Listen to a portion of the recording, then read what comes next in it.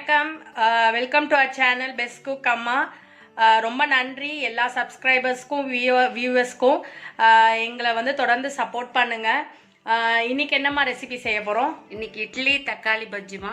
இது ஒரு different type. எல்லாருமே வெரைட்டி சட்னி தான் அரைப்போம். இதுக்கு சட்னி மிக்ஸி தேவையில்லை, அரைக்க தேவையில்லை. இது செய்கிற ப்ராசஸ் எப்படின்னு சொல்கிறேன் பாருங்கள். அதுக்கு என்னென்ன பொருள்னு சொல்லிட்டு வாங்க பார்க்கலாம். இட்லிக்கு மாவு அரைச்சி வச்சுருக்கோம்மா. இந்த மாவு ஃபஸ்ட்டு தக்காளி பஜ்ஜி பண்ணிடலாம், அதுக்கப்புறமா இட்லி ஊற்றலாம்.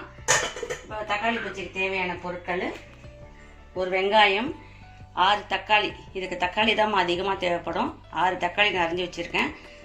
4 பல்லு பூண்டு தட்டி வச்சுருக்கேம்மா.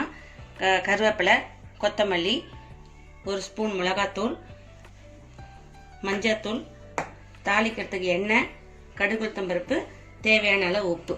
இவ்வளோதாம்மா இதுக்கு தேவையான பொருட்கள். இப்போ எப்படி செய்யலான்னு வாங்க. இப்போது இந்த இது குக்கர்லேயே செஞ்சுக்கலாமா, சீக்கிரமாக ஆகிடும். ஸ்டவ் பற்ற வச்சுட்டு குக்கர் வச்சுக்கோங்க. 2 ஸ்பூன் எண்ணெய் விடுங்க. எண்ணெய் காஞ்சதும் கடுகு உளுத்தம்பருப்பு போட்டுக்கோங்க. இப்போது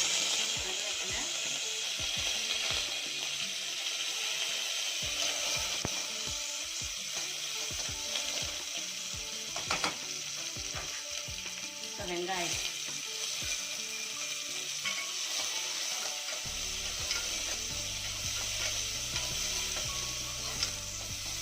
நல்லா வதக்கணுமா மம்மி? இல்லை சும்மா? இல்லை, நல்லா வதக்கணும். வெங்காயம் கொஞ்சம் நல்லா பாதி வதங்கிட்ட பிறகு அப்புறமா தான் தக்காளி போடணும். மம்மி, இதுக்கு தக்காளி நாட்டு தக்காளி யூஸ் பண்ணலாமா இல்லை பெங்களூர் தக்காளி கூட யூஸ் பண்ணலாமா? நாட்டு தக்காளி யூஸ் பண்ணலாம். பெங்களூர் தக்காளியோட நாட்டு தக்காளி யூஸ் பண்ணால் கொஞ்சம் நல்லாயிருக்கும். குவான்டிட்டி அதேவா? அதே தான். இதை விட அதுக்கு போட்டால் ஒரு 2 தக்காளி எக்ஸ்ட்ரா போட வேண்டியதாகும். பெங்களூர் நாட்டு தக்காளின்றதுலாம் 4 தக்காளி போட்டிருக்கேன். பெங்களூர் தக்காளியில் புளிப்பு இருக்காது, அதனால் அதுக்கு ஒரு 8 தக்காளி போடலாம்.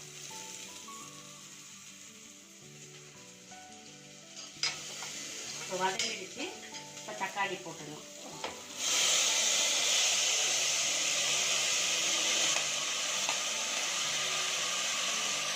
நல்ல பழுத்து தக்காளினா கூட சூப்பராக இருக்கும்ல மம்மி இதுக்கு?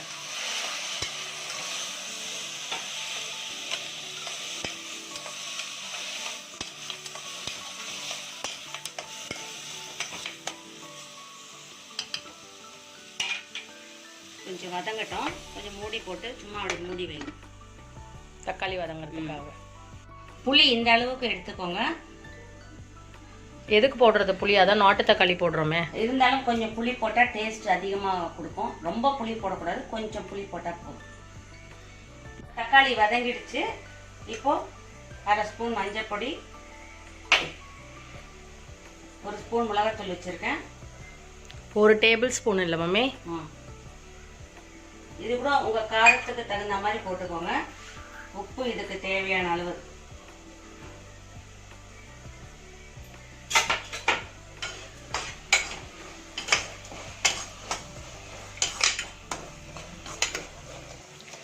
போட்டு நல்லா கலக்கிட்டு இந்த புளி இதிலே போட்டுருங்க. புளி அதிலே போட்டுடலாமா மம்மி? கரைச்சி ஊற்ற வேண்டாம்? அது வேண்டாம். கொத்தமல்லி அதிலே போட்டுடுங்க. ஓகே, அப்போ ஈஸியான ப்ராசஸ். எல்லாத்தையும் அதிலே போட்டுடலாம். போட்டுட்டு தண்ணி கொஞ்சமாக போதும். தக்காளி வேகிற அளவுக்கு இருந்தால் போதும். போட்டுட்டு மூடி வச்சுருங்க. கரெக்டாக ஒரு 2 விசில். ஏன்னா தக்காளி சீக்கிரம் வெந்துடும். ஒரு 2 விசிலில் ஆஃப் பண்ணிவிடுங்க. டிஷ்ஷுக்கு வந்து தக்காளி கொஞ்சம் பழுத்த மாதிரி இருந்த தக்காளி எல்லாம் கூட இதுக்கு யூஸ் பண்ணலாங்க. ஏன்னா அது அறியும் போது ஜூஸ்லாம் நிறைய வெளியே போயிடும். அதனால இந்த மாதிரி டிஷ்ஷுக்கு அது போட்டிங்கன்னா நல்லாயிருக்கும். காய்வாட்டாக இருக்கிற தக்காளியை விட கொஞ்சம் பழுத்த தக்காளி போட்டிங்கன்னா இந்த டிஷ்ஷஸ் ரொம்ப சூப்பராக வரும். இது ரொம்ப ஈஸிங்க. இது நல்ல புளிப்பு காரம் எல்லாம் கலந்த மாதிரி இருக்கிறது நல்லா இருக்கும். நீங்கள் ஒரு தடவை செஞ்சு இட்லிக்கு சுட சுட இட்லி செஞ்சுட்டு இந்த இதை சாப்பிட்டீங்கன்னா அவ்வளோ அருமையாக இருக்கும். இப்போ ப்ரெஷர் இதுவாக அடங்கிடுச்சுமா. இப்போ ஓப்பன் பண்ணி பார்க்கலாம். பாருங்கள், தக்காளி நல்லா வெந்திருக்கு.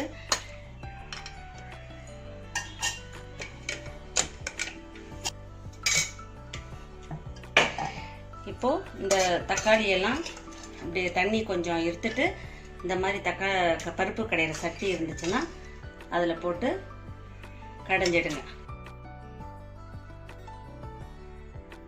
அவ்வளோதாங்க. இப்போ அந்த மீதி வச்சிருக்க தண்ணியை நம்ம இந்த இதில் போட்டுக்கலாம். ஓகே. என்ன ஒன்றா இந்த டிஷ்ல காரம்லாம் அப்புறமா சேர்க்க முடியாது, நீங்கள் சேர்க்க முடியாது. அது போடும்போதே கரெக்டாக இருக்கும். ஒரு ஸ்பூன் போட்டிங்கன்னா அந்த இதுக்கு கரெக்டாக இருக்கும். ஏன்னா காரம் பத்தலை அப்படின்னு லாஸ்டெல்லாம் ஆட் பண்ணிங்கன்னா திருப்பி கொதிக்க வைக்கும் போது அதோட அந்த பஜ்ஜியோட டேஸ்ட்டே மாறி. இது மறுபடியும் ஸ்டவ்வில் வைக்கவே கூடாதுங்க. இந்த கடைஞ்சி போட்டுட்டோம்னா அவ்வளோதான். அதனால தான் முதல்லயே நம்ம தாளிச்சிடுறது. ஏன்னா எல்லா டிஷ்ஷுமே நம்ம கடைசியில் தாளிப்போம் இல்லைங்களா, சட்னியை பொறுத்த வரைக்கும். எம்மியான தக்காளி பஜ்ஜி ரெடி. வாங்க இப்போ சுட சுட இட்லி செய்யலாம்.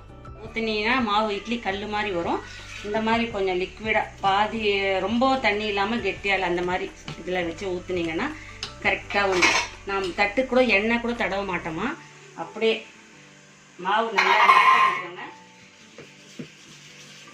நல்லா அந்த மாவு உளுந்து மாவும் இட்லி மாவும் நல்லா கரைக்கணும். கரைக்கிற விதத்தில் தான் இருக்குது. மாவு ரெண்டும் மிக்ஸ் ஆனால் தான் இட்லி நல்லா வரும், தோசையும் நல்லா வரும். அது மட்டும் பார்த்துக்கோங்க.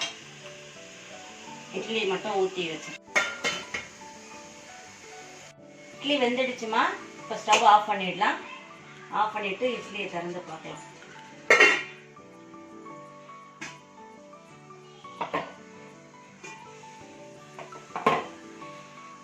சூடா உடனே எடுக்காதீங்க, கொஞ்ச நேரம் ஆறட்டும்.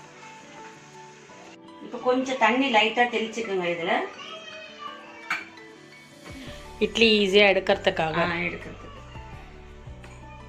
சாஃப்டா இருக்கு பாருங்க. நான் எண்ணெயை கூட தடவல இட்லி தட்டுல. இந்த மாதிரி பண்ணீங்கன்னா கரெக்டா இருக்கும். இட்லி தட்டுல ஒட்டவே ஒட்டாதுங்க மாவு.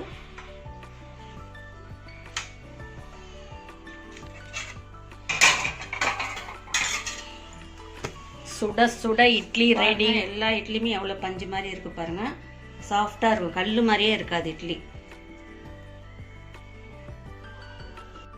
அவ்வளோதான் ஃப்ரெண்ட்ஸ், இட்லி அண்ட் தக்காளி பஜ்ஜி எப்படி செய்கிறதுன்னு பார்த்தீங்க. இதை கண்டிப்பாக உங்கள் வீட்டில் ட்ரை பண்ணுங்கள், மிஸ் அவுட் பண்ணாதீங்க. ரொம்ப சூப்பரான காம்போ, ரொம்ப விரும்பி சாப்பிடுவாங்க எல்லாருமே. செஞ்சு பார்த்துட்டு உங்களோட ஃபீட்பேக்கை எங்களுக்கு கமெண்ட் பண்ணுங்கள். தேங்க்யூ. Take care, by.